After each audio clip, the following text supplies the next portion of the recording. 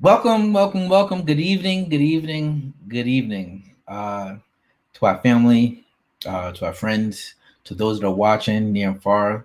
On behalf of Bethel Gospel Assembly, our congregation, our leadership, Bishop Carlton Brown, Pastor Lorna Brown, our executive pastor, Pastor Ruth Ann Winter, and our entire team to bring you this production. We say welcome, good evening, and God bless you.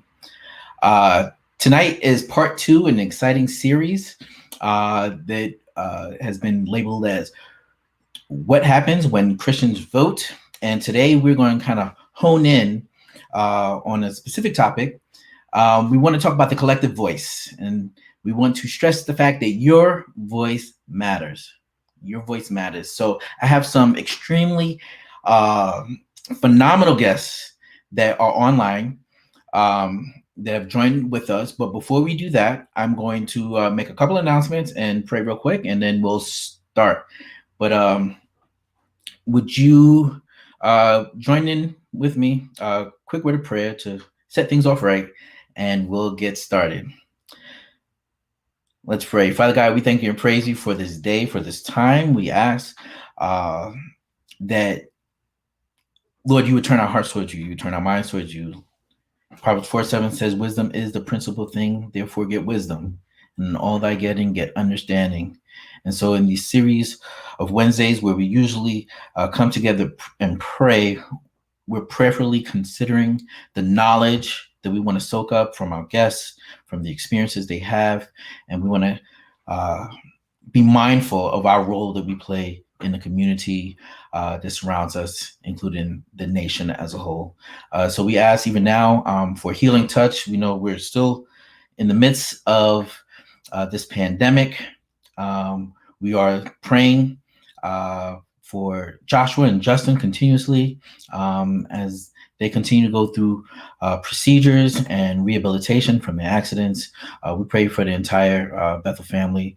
We know that we've been pulled left and right in all different directions. And we're asking that you would give us strength, resolve, and a fresh breath of strength, of courage, and resolve. We ask these things in your name. Amen. Well, I'm Brother Jarrell, Minister in Training Jarrell, and I have the wonderful privilege of being the moderator and host today. Quick announcement. This Friday, please get excited. There's a missions conference, and we're challenging all the parents to make sure that your young folks in your household and their friends tune in and find out more about how we can all contribute. You're not too young to contribute to missions. So it's going to be fun. They got a great lineup. And so make sure you log in on Friday. Another point. Nope, we'll save that for next week. So let's get right into it. I'd like to thank already my brother Everett, who's in the background, doing tech support. And I'm going to just tell you a little bit about our friends, but I won't waste time because I want them to tell you more about themselves. So let's start off with Miss Stacey Lynch. Miss Stacey Renee Lynch. She's a deputy director at the Mayor's Office of Intergovernmental Affairs. She manages First Lady Charlene McCray's public affairs and the mayor's interaction with external government agencies and key community stakeholders like the NAACP, the New York Urban League, the Asian American Federation, the Black Institute, and a number of other organizations. Miss Stacey Lynch is also the daughter of the notable and the late Mr. Bill Lynch Jr. Mr. Lynch was a major political player in New York City and in national politics and became known as a coalition builder, adept at bringing African Americans into the political process. And I'll have her actually speak some more about her dad, but we're glad to have Stacey. She holds a Bachelor of Arts from Hampton University and a JD from Quinnipiac University School of Law. Next, Stacey, welcome. Thank you. I'm happy to be here. And Gerald, it's been too long. You know, I was so glad to get the invitation from you to join this important conversation. And I must say that Bethel is an amazing church. If Convent Avenue wasn't my church home, I would definitely float over to Bethel. You guys are amazing. So I'm excited to participate and contribute to this conversation. And again, thank you for inviting me. And we have some great folks also participating. My brother Jordan, my colleague in arms, as well as CJ, my former colleague, and Leah as well. So I look forward to the conversation. She says former, like he went so far. All right, let me get through the introductions, and then we're gonna jump into to really hearing from you guys and your experience. Mr. Jordan Stockdale. Mr. Jordan Stockdale is the executive director of Young Men's Initiative. In his role, he manages the YMA's investments and initiatives across education, health, criminal justice, and workforce development. He recently served as deputy executive director of Close Rikers, the Close Rikers Initiative at the Mayor's Office of Criminal Justice. And in this position, he also managed the implementation of Raise the Age, as well as school climate and safety reform for the office. We're going to hear more from Jordan, but just want to highlight that he also launched a platform called Hire Harlem. It's a platform that promotes businesses that are that hire locally, they reinvest in the community, and are owned by MWBEs, which we call Minority Women in Business Owned Enterprises. He has a master's degree in special education from Hunter College and a master's degree from in public affairs from Princeton University. Jordan, welcome. Thanks for accepting the invite.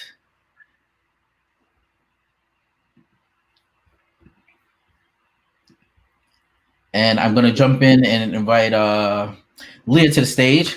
Leah Latimore, Bethel's own. No stranger to you, but Leah is doing some phenomenal things in the community. So particularly where she works at NYU. Leah Latimore is New York University's Assistant Vice President for Inclusive Global Student Leadership and Engagement and oversees the University Center for Multicultural Education and Programs and its LGBTQ Center. She began her career at CBS and Citigroup, for those of you that don't know, but with the 2008 recession looming, she altered her professional trajectory and became a senior associate director of multicultural and global programs at NYU. This position has allowed her to impact post-graduation success of university students. In this new role, she's supporting historically underrepresented students at NYU, increasing their career opportunities in a range of sectors. Leah, we welcome you. We welcome you. I also have a note that you helped establish NYU's Shanghai's Career Development Center. I did. NYU has 2 portal campuses, Abu Dhabi and Shanghai, and I was the deputy director of the Shanghai Career Development Center. Well, ni hao, ni hao. Ni hao. I taught a little English in Shanghai. Anyhow, next and final guest, but definitely not least, is a good brother of mine, Mr. Clement James. We affectionately known as CJ throughout Harlem and around the city. But Mr. Reverend Minister CJ, or Clement James, is the director of Faith-Based Outreach for the Office of the Governor, Andrew Cuomo, in the New York State Executive Chamber. So basically, he's the big man in the state. He's also, for those that you don't know, sometimes I see him posting on Facebook, training and ministry. And this weekend, he posted a little something on his sermon prep. And definitely want to hear more about that. I'm sure the congregation loves that little tidbit. But what is that? Some type of mentorship program? What are you doing? Well, Bishop Noel Jones is one of my mentors and spiritual fathers. So every Saturday, pastors and preachers get together and just go back and forth and have a theological discourse on what they're preaching on or what they're thinking about preaching on. It's just a way to sharpen your skills. So the Bible says, iron sharpens iron.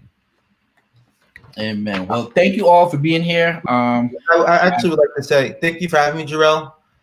This is like a family reunion here. It feels like it. Last time I saw Stacey, we were on a Zoom combating COVID-19. So it's so good to see you, Stacey, many months ago, and everyone else. So thank you for having me. All right. So I'm going to get right in it because we don't have a lot of time and there's too much information and just experience on this panel. So I'm going to pull you up, Stacey, first. And Pull me up. Somebody said something? And so no, I said, pull me up. Come on, Jarrell. Oh, come on now. All right. So you have this thing that I value so much. You got what we call this legacy component. Yes. And I know even from my early introduction to politics and being in a room with some of the greats, I actually had the privilege to sit in some of the rooms with your dad. And oh wow, I didn't know that. Yeah, and you know this is when you hear the truth about what's going on the outside. And I want to highlight the importance of organizing. And so the reason why each of you up here is because you guys are strategists in your own right, professionally, but also in the community. And so, if you will, can we hear a little bit more about what it was like growing up around some of these giants? How you've internalized that, how you've become, I consider you a giant in our city, even today. And talk about just the power of the collective voice. That's what we wanted to drive home today as you see it. And so everybody will share their experience about organizing and just the power of the collective voice.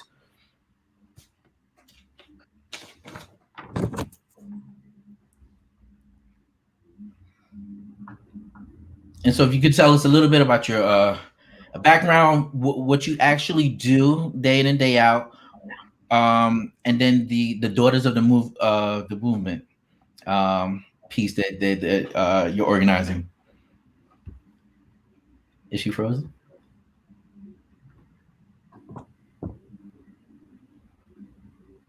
Did we lose her? Okay. She'll come back. I'm sure of it. We're going to move to you, Jordan. Mr. Stockdale, explain to the congregation what YMI is about, the Young Men's Initiative. We also want to hear about some of your previous work with Closed Rikers. And again, the framework is the power of the collective voice. And we're trying to charge, especially the young millennials in the crowd, that their voice matters and they can take action and participate and do some great things. But let's hear some more about what you've done in the past. Yeah, thank you. I appreciate that. So the Young Men's Initiative was created explicitly to reduce disparities from Black and brown young men and their peers of other races and other genders, specifically around criminal justice reform, workforce development, and education. And so that's where we invest in co-managed initiatives. We have a host of different initiatives. Just today, we launched a new partnership with CCRB, the Civilian Complaint Review Board, where we dedicated funds for a public education campaign, their first ever public education campaign in the 26-year history of the agency. And the campaign is explicitly designed to help young brothers and sisters be empowered to file a complaint when appropriate. And so not only are we going to run PSAs and Power 105 and La Mega and Spanish and English radio, but we are also going to train youth and pay youth to be education trainers so that they can then train hundreds and thousands of other youth. And so we'll be paying a core group of youth who will then go to different community-based organizations, churches, etc., and talk about when and how to file a complaint with CCRB. The idea that we empower folks, right? And that's something that government can do if done correctly. You said the letter CCRB. Can you say what that is? Yeah, that's a Civilian Complaint Review Board. So the CCRB in New York is the largest civilian complaint review board, and their job is to investigate and, if appropriate, prosecute complaints made by civilians against police officers when police misconduct occurs. And we know that this is an important issue.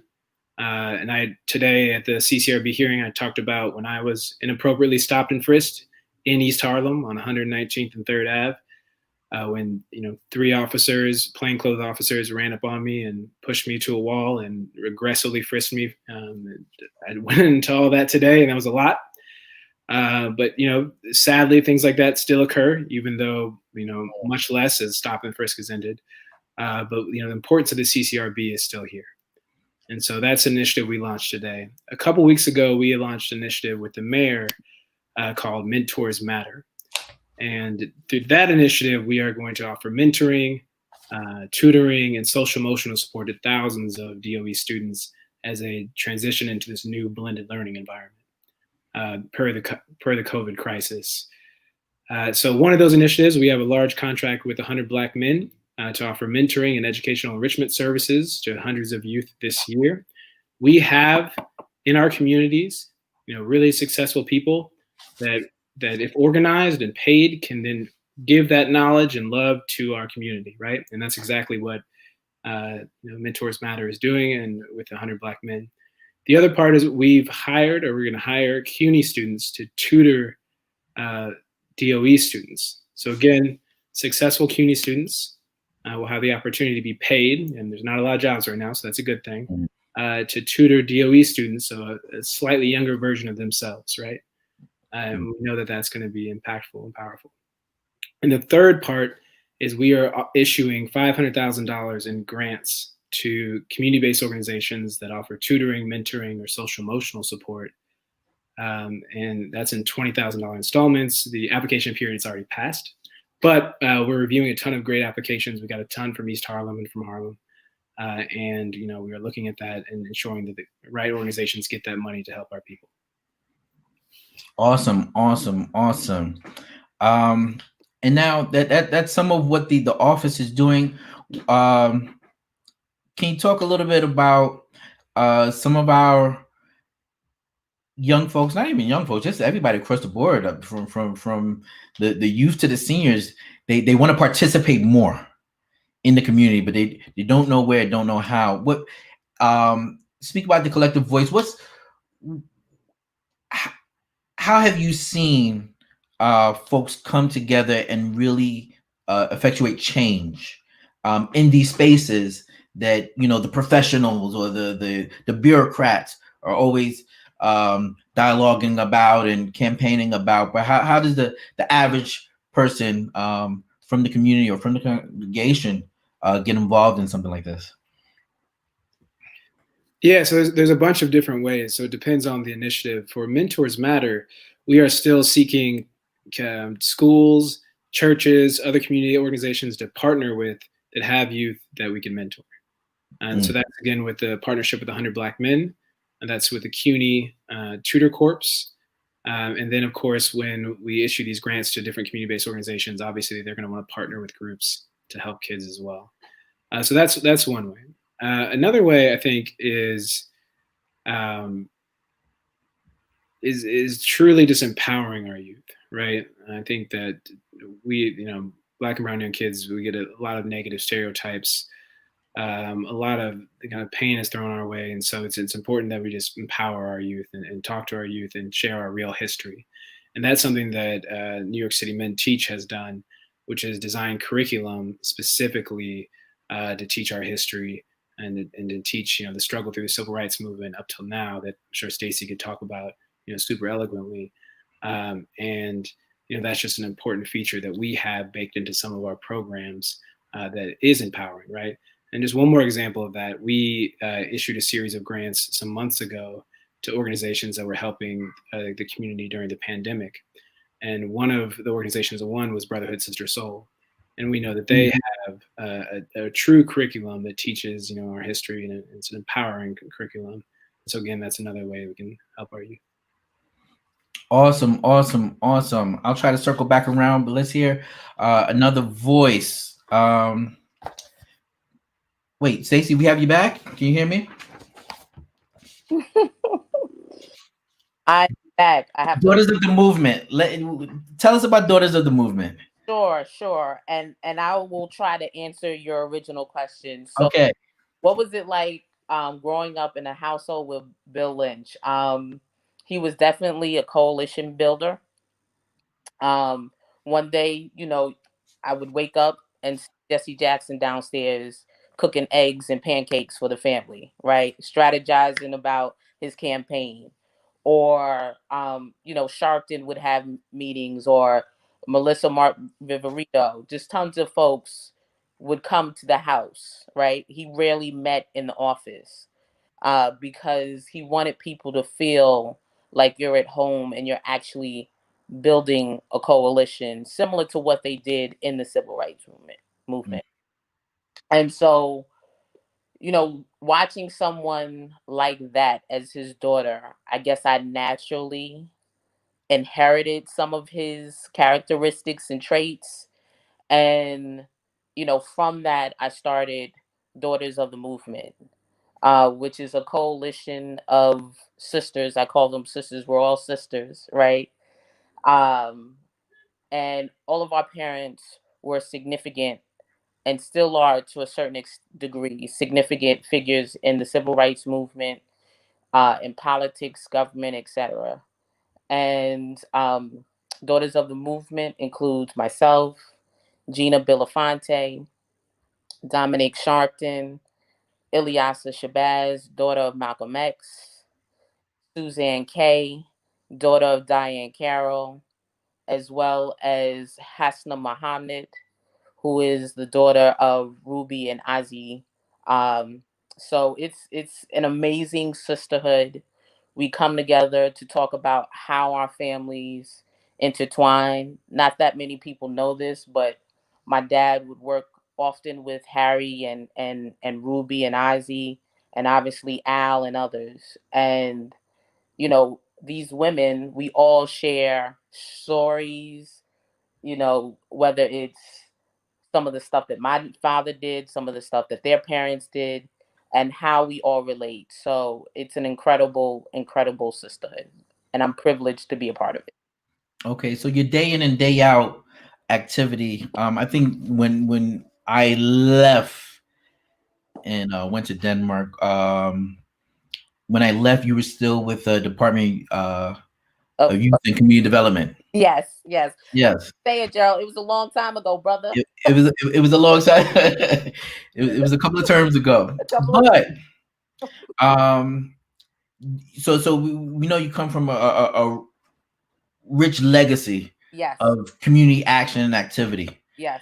And then you worked at the organization and administration, leading that organization.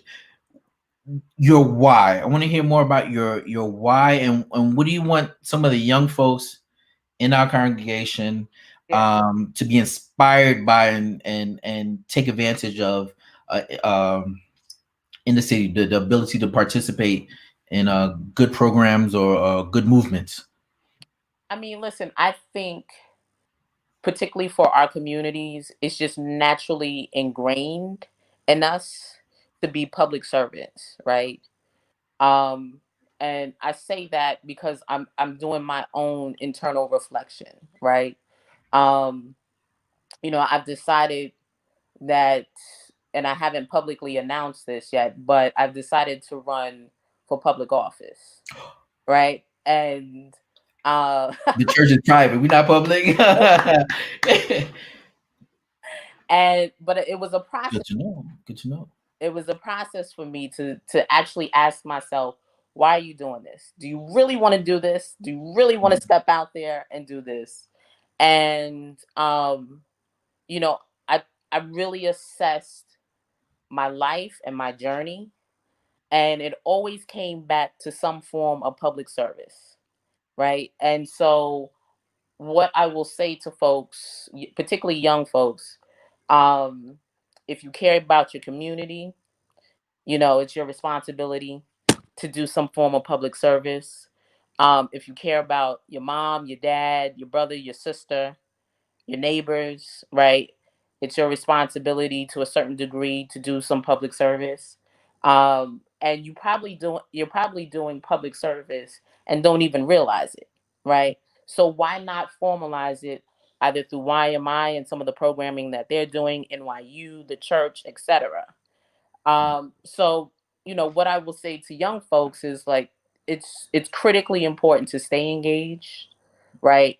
Things move so quickly in your communities. And what other communities I feel oftentimes have a leg up over us, right? Like no one's smarter than us, right? No one's more capable, but it's the information and the knowledge that they have, right? And so I plead with young adults to really be engaged, obtain that knowledge, and figure out how to make it work for you and your communities. Thank you. Thank you. We're going to try to move on to another voice and then circle back around with some other words. I'm going to go with Miss Leah Latimore, Bethel's own. Hey, hello. All right. Explain to the folks what you actually do. Yeah, I have to do this on a regular basis. My mother asks me all the time. Take it away. I just don't answer the phone when I call. My job, in a sentence, is to work with students to make NYU a more inclusive community. Right? So take everything that you know about NYU, being in the city, being in the village, being inclusive. I have 2 centers under me, our multicultural center and our LGBTQ+ community. And we work day in and day out to make NYU even more inclusive for our students. So my job was directly a result of and funded through student activism. So in 2015, when the nation was really broken around Michael Brown, Ferguson, then Tamir Rice, Trayvon Martin, our students came together and said, everything that we're demanding of this country, we're demanding of you as an institution. They held sit-ins. They staged a die-in in the library, which also houses our president's office. They formed petitions. They connected with other leaders in the community and said, we want more. And more was also connected to resources. And so as a result, the university, the board of trustees went back, identified resources, created my role, quite frankly. And since then, I always say to students, I would not be here, certainly without Christ, but I would not be here in this role if not for your activism. And so recognizing the importance of your voice when you come together and you make demands on a system, things can happen. Tell me about there's a big uproar about there's an executive order about diversity training and stuff. Like, did that impact you at all? Or that doesn't touch like the university level? So I'm just gonna tell y'all vote. So the executive order that our brother Jarrell pointed to was issued around combating race and sex stereotyping. In theory, it's a really, it speaks to the ways that we would want to be represented in spaces. One of the challenges with that order and what we've been navigating and other institutions have been navigating, particularly anyone who receives federal money, is a federal contractor, or receives a grant, receives anything, right? Are how we can continue to uplift trainings, education, opportunities, and resources that speak to the experience of marginalized folks, that speaks to the truth and the realities of racism, of sexism, of misogyny. Right. And so this was one of those things that initially when it came out, a lot of us in the field were like, okay, well, maybe this impacts us or maybe it doesn't. And then, the attorneys kind of got involved and said, no, this could have a direct impact on your ability, our ability to receive federal funds. And that's really the heartbeat for some of our programs. Right. So anybody who went to college, I want to think back to your federal work study days. Maybe you were working in the library, that income might have been supplemented through federal funds. I sure was. I worked in about 10 different departments on campus. You know, and imagine if I came to you and said, Jarrell, because I chose to disobey an executive order, we're no longer going to allow you to be employed here because there is no funding for you. Right? So I'm going to plug for my college students. FAFSA is now live. So the free application for federal student aid is now live, right? Those are things that allow us to determine grants and awards and scholarships for our students. The other side note to that, parents and guardians, your children and your dependents might be coming to you and asking you for information. I promise you, it's possible that they are not trying to scam you. They actually need your information for this application in order to receive federal funding, right? So all of that comes into play. And so it makes us think a little bit, more about how we bring these conversations forward. And, that was something that came forward. It's an executive order from the office of the president that has to be obeyed. That becomes, in some ways, the law and the directive of the land. And I have to say, you can see from administration to administration, presidents who've used that to advance their agendas. And there's been times where I've agreed with it. There's been times when I haven't agreed with it. But I think that's one of the things we have to think about when we talk about voting and bringing people into office is where and how our messaging, our value aligns, and then the impact of the decisions that they bring forward in our communities. Awesome. Thank you.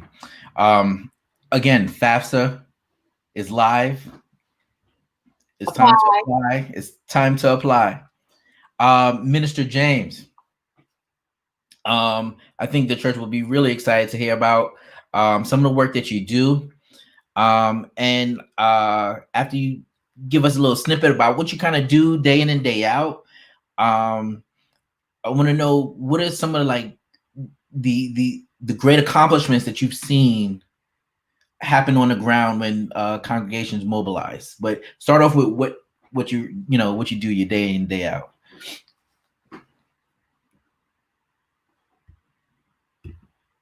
Uh-oh. Hold on. Yep. Good evening, Jarrell. Thank you for having me and to this extraordinary panel. I'm honored to be amongst you all. I don't know how I was able to make the cut, but nonetheless, I'm happy to be here.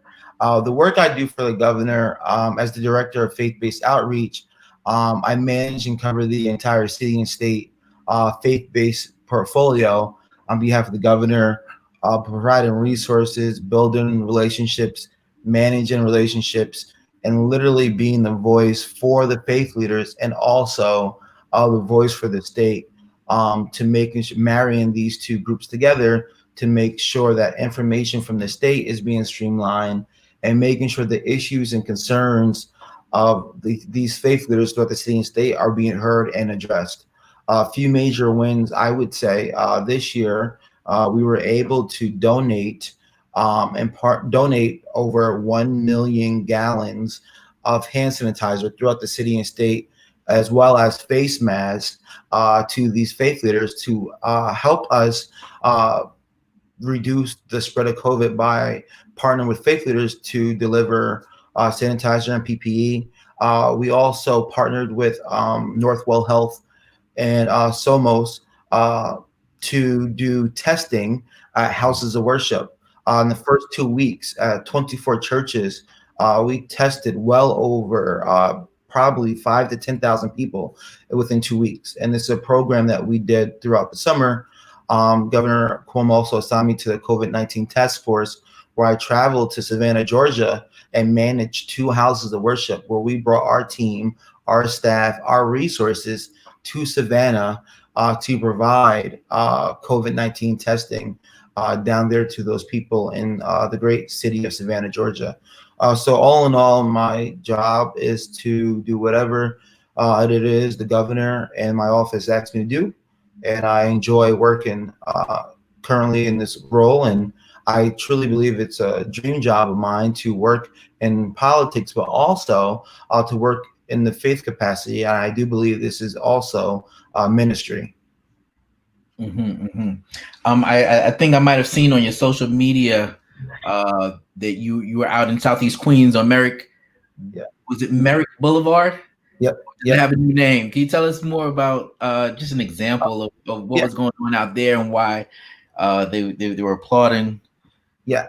So to answer your other question first, I do believe, I share this all the time, I do believe the backbone, the cornerstone to New York City and New York State are the faith leaders. I do believe that when you want to get a message out, even back in the day during the civil rights era, if you want to get a message out, if you want to talk to a large body of people, you go to the houses of worship. And I do believe there are strength in numbers. And in order to activate and to get a message out, I think the strongest body we have, other than civic groups, are the houses of worship. 2 weeks ago, Pastor Floyd Flake, they renamed, which was a city hall initiative, renamed Merrick Boulevard after Pastor Floyd Flake, which is a huge success to know that a black man is now named after Merrick Boulevard. And I can't announce certain things that we're doing, which is above my pay grade, but we are looking to honor the legacy of Pastor Flake in the governor's office as well, and in months to come.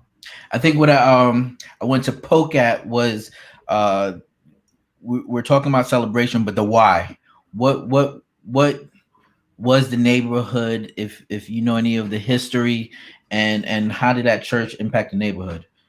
Well, I think, from my knowledge, that Greater Allen impacted the neighborhood through their economic plan, the housing development. They literally transformed Southeast Queens. And that goes to show you, I think, between Pastor Flake and Greater Allen, what a great example and blueprint to follow for many houses of worship, pastors, and community. If the community works with the houses of worship and the community leaders get together, literally look what you could do. You can't go anywhere in Southeast Queens or Queens and they don't know Pastor Flake. They don't know Greater Allen.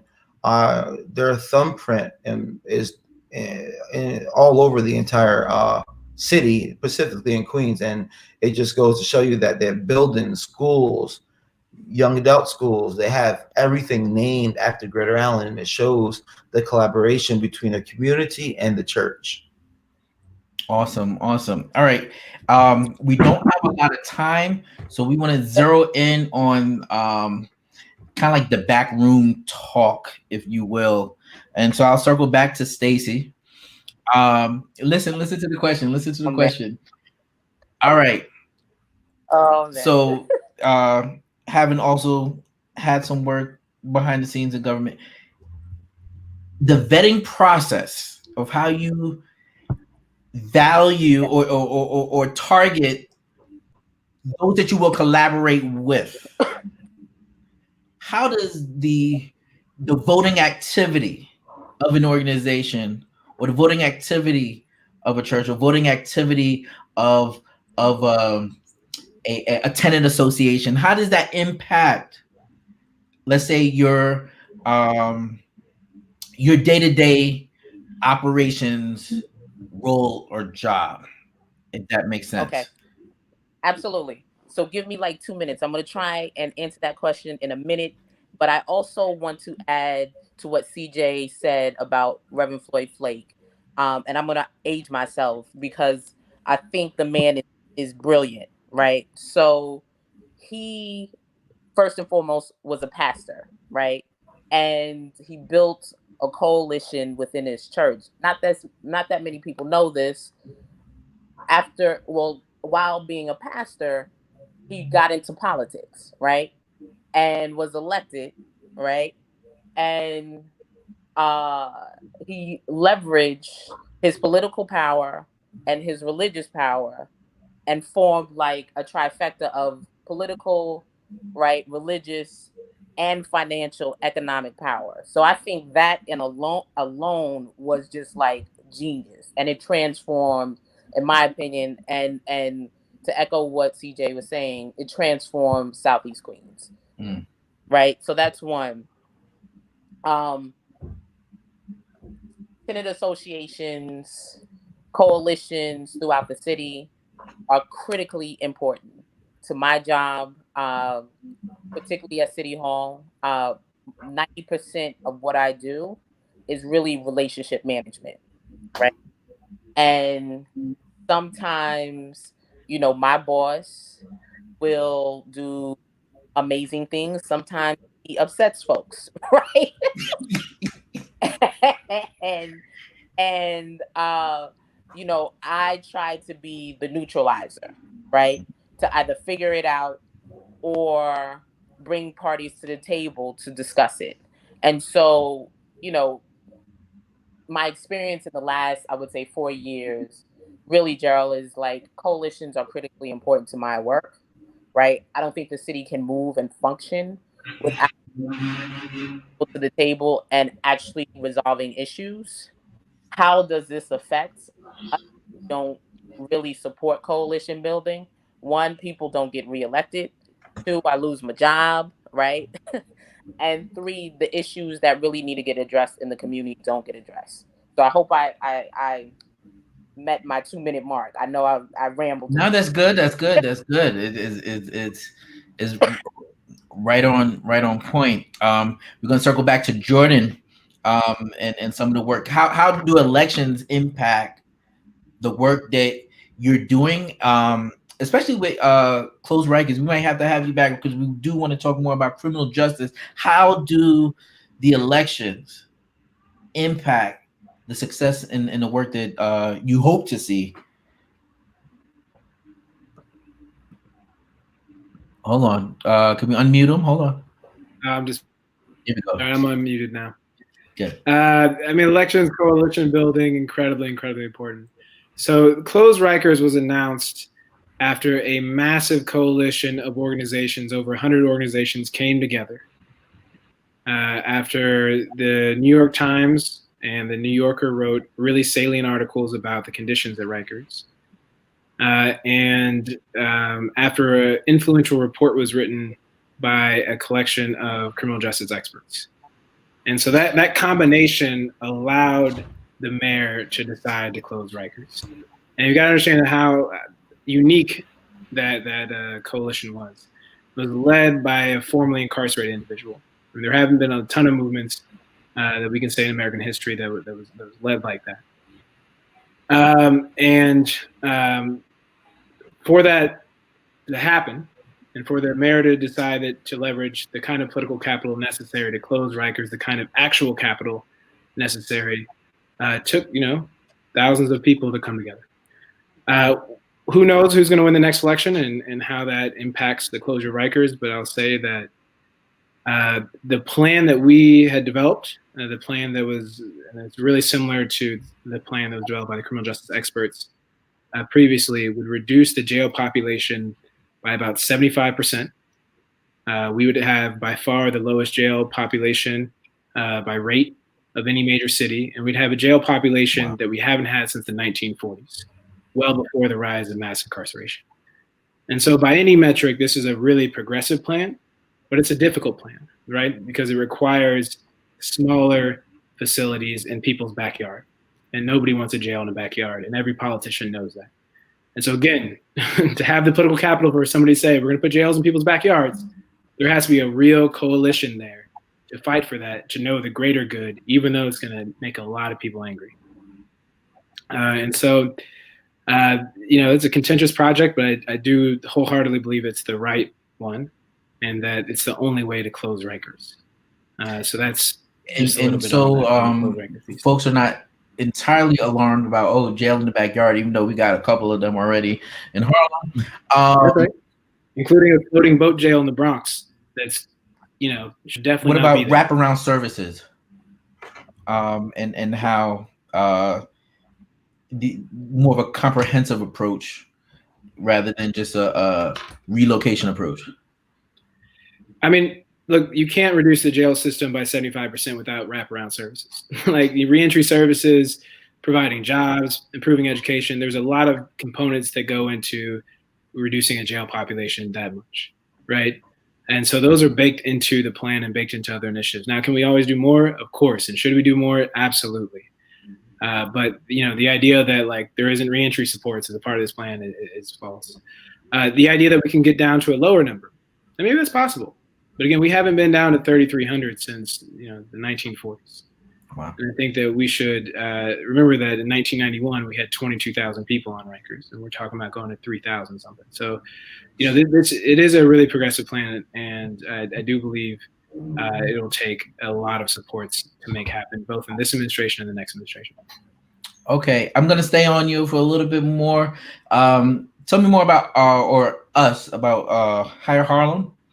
And, so Hire Harlem something that started in 2017 with some great people. Shout out to Kim Miles and a few other community leaders. And the initiative was designed to promote businesses that hire locally, create local jobs, give back to the community they reinvested, or are owned by people of color. And so if you go to the website, you can see businesses that meet that criteria. And it's important because we have a lot of big box chains moving into Harlem right now, and they don't have the same incentives as the mom and pops, right? If you're a big box chain, you don't necessarily live in the neighborhood. Your kids don't go to school here, so why are you giving back? Why are you hire locally when you can hire somebody else that came in who's older, from a different state? But if we think about the mom and pops that have been here for a long time and that do invest in the community, and they do it because it's the right thing, but also literally their kids go to school. So of course they're going to sponsor the kid, graduation event, or they're going to sponsor, the talent show. And because they live here, they care about reinvesting in other programs, right? So B Squared is a good example on 119th.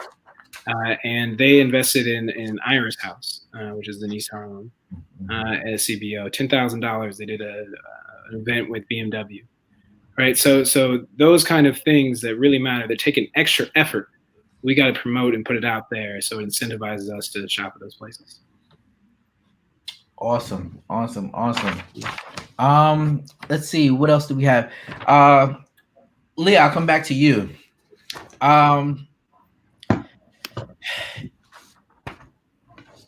We know a lot is going on over there. Just I always say that the season of being a university student is full of idealism, full of passion. Sometimes they're apathetic. Sometimes they're just in their bubble. It's like whatever's happening on Snapchat is just kind of like what's the the flavor of the day. How are folks, or through your tenure, what kinds of activities have really kind of like made you proud of the student body? What's the pulse like? I think NYU has a reputation of being very active, and a lot of times when candidates come in, they go to the park, go to the square, go to the arch. Can you talk a little bit about that and what you want to see for the not only students at NYU, but students around the city? Absolutely. I mean, I think one of the great things that I do think about, being a college student is that, you just have your own awakenings. There might be an issue, you're in your bubble and it impacts you. I think I saw a lot of students, for example, having an understanding of what commerce meant when there was a proposed ban of TikTok. Right. So understanding that there's a potential that there could be an executive order or legislation that impacts your daily social media use. Yes. That's why you want to stay informed. So we've started an initiative called NYU Votes, and it is truly to get students involved in levels of civic engagement. We are not telling you how to vote. We're not telling you who to vote for, but understanding that your voice matters. And so in the same way that you can come together as a collective and hold a brand accountable, you can come together as a collective and hold an elected official accountable. So come together. Like if you think that you're really disappointed in the lack of resources that are, available in your community, if you are frustrated in the disbursement of those resources in your community, if you look at a council meeting and don't feel that your ideas are represented, you can do something about that. And because we have over 50,000 students from over 149 countries, for us, the goal is really thinking about how you can understand what's happening at the local level of whatever city, county, country you are in, and and are able to register to vote, to participate, right? So that's just kind of our push, because we think a lot of times, particularly I work with a lot of historically underrepresented students, so a lot of students of color, a lot of low-income students in different communities who feel like the system acts on them, right? And then just feel powerless. And so it's understanding that you can put demands on that system. You know, so what does that look like? So one of our students, I was really excited for her. She won a Truman scholarship. She is employed at an organization. I won't, disclose her information, but she started a dollar bail fund. It's called the Dollar Bail Brigade. And she started that because she attended a session and realized that there are folks who don't have dollar bail, like who cannot, at the time in New York City, pay $1 out of pocket for bail. And so she worked with her colleagues, her other students, and built a coalition and, identified a way to be able to collect money through Venmo, through PayPal, through, all the ways that folks cash out, right? To pay bail for folks.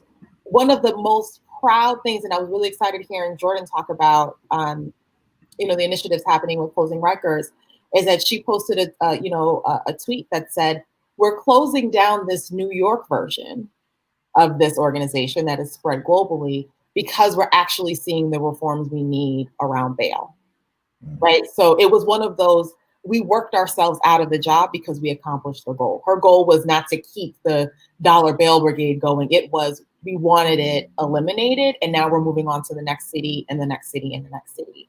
So what I want to see students, certainly my students and students all over, is really activating your voice and recognizing that there is no issue that impacts you that is not touched by local governance.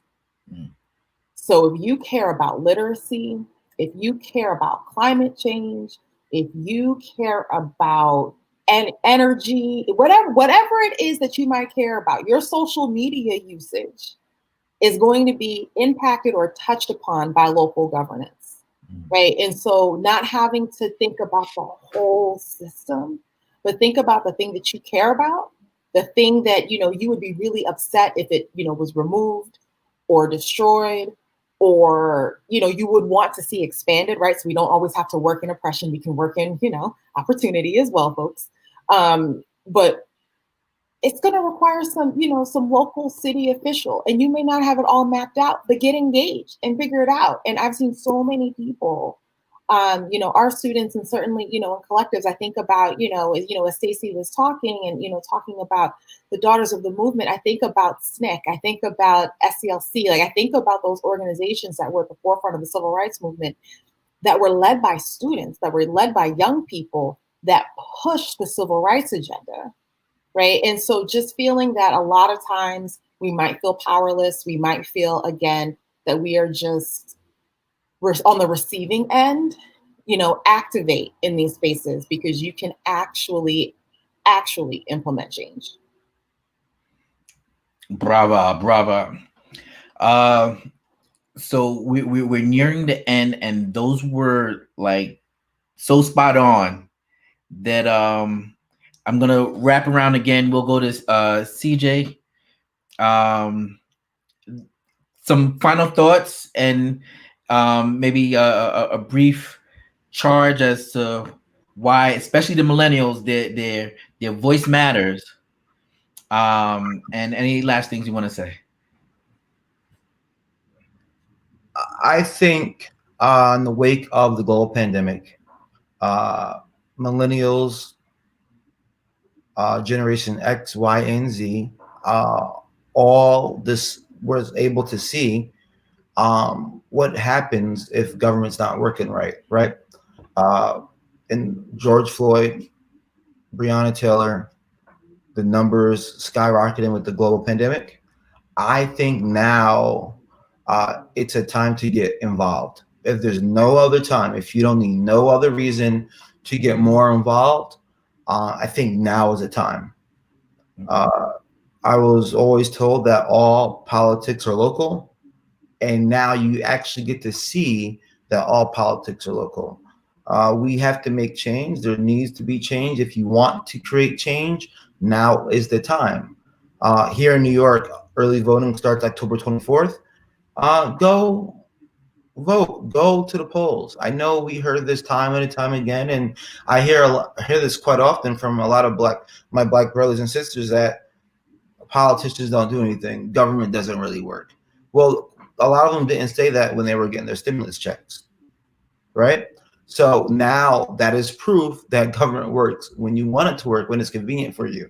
Now it should be convenient for you because we have elections coming up that will impact generations upon generations upon generations. You're not just voting for yourself, but you're voting for your sons and your daughters and your cousins and your relatives and the children who are not even born yet. That's that's what's at stake, and that's what the impact of this election is.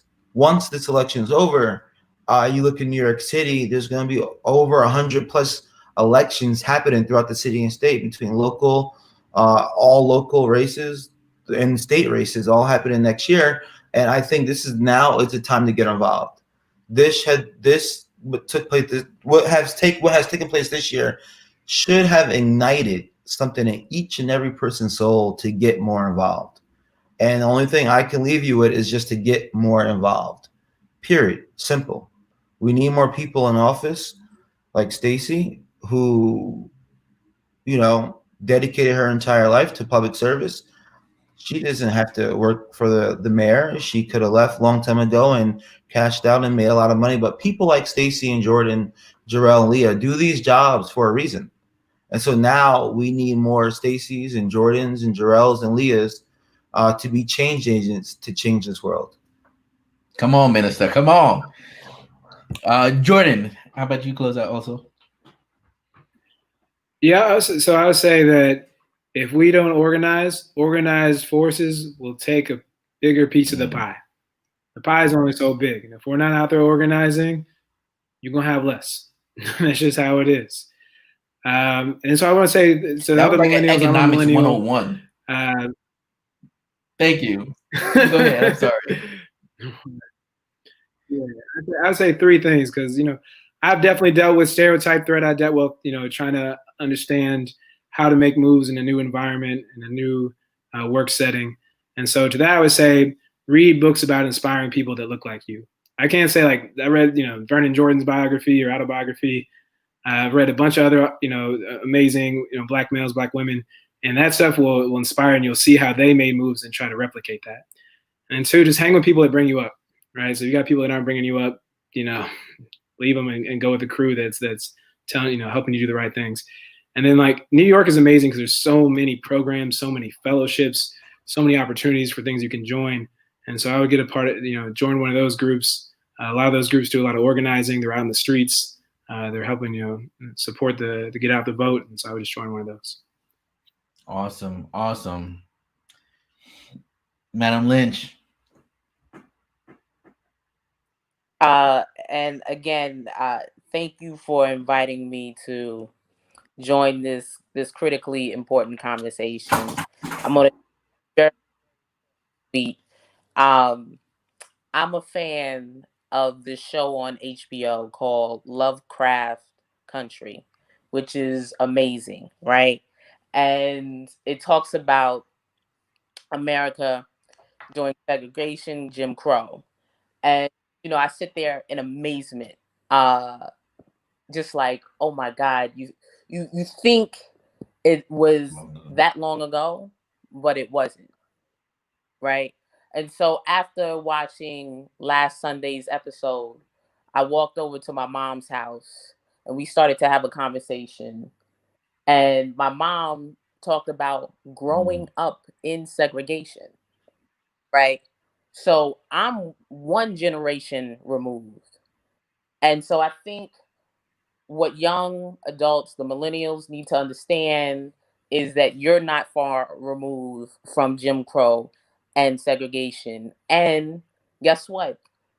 White supremacy is here and it's real, right? So if you don't counter that with your voice and your vote, the consequences could be immeasurable. So I encourage folks to be active, to educate, listen to all the Jews that were dropped during this webinar, and vote. Thank you. Thank you, Mr. Jordan Stockdale, Ms. Leah Latimore, Minister C.J. James, and the great Honorable Ms. Stacey Lynch. Thank you so much for just talking to my virtual living room and encouraging our congregation. Just final words: we'll continue to be prayerful but active and engage. And so pay attention to when the polls open. I actually requested my absentee ballot. It's sealed. I'm ready to send it out. But we've got power and we've got opportunity. But more importantly, we have responsibility. And so be charged. Encourage another family member or friend to go out and vote. Your vote matters. Your voice matters. Hopefully we can do this again. Look out again for the missions conference that's coming up this Friday. And next Wednesday, we also have a continuation to this theme about when Christians vote. So thank you to my guests. Thank you to our congregation and supporters. Thank you to Everett in the background. Pastor Ruth Ann, you're doing a great job. So thank you for bringing us this far. Blessings. Thank you.